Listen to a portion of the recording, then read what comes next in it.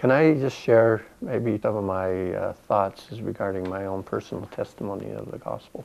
Please. I think as I look at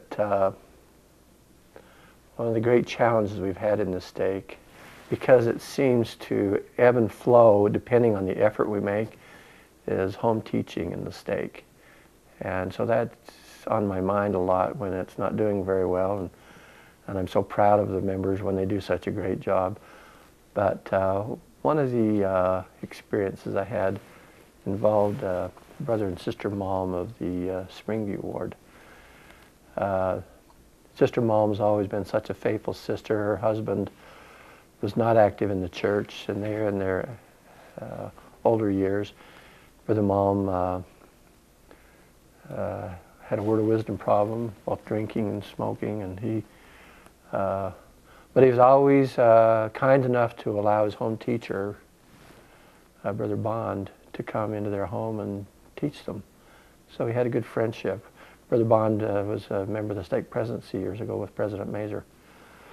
Well, he passed away a number of years ago, and I'll always remember the interview that I had with Brother and Sister Bond when they finally came into my office and Brother Malm wanted me to sign his temple recommend because he had turned his life around and given up some bad habits. And so I asked him, I said, what changed in your life at your age to want to go to the temple now? He says, well, it's not that I don't believe the church.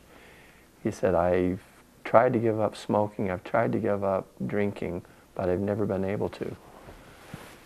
But he said, you know, I had a good home teacher. His name was Brother Lyman Bond, and he always encouraged me to give up these habits, but I couldn't do it. Well, he never gave up on me. Brother Bond came to me in a dream earlier this year and told me it was time to give up all those habits.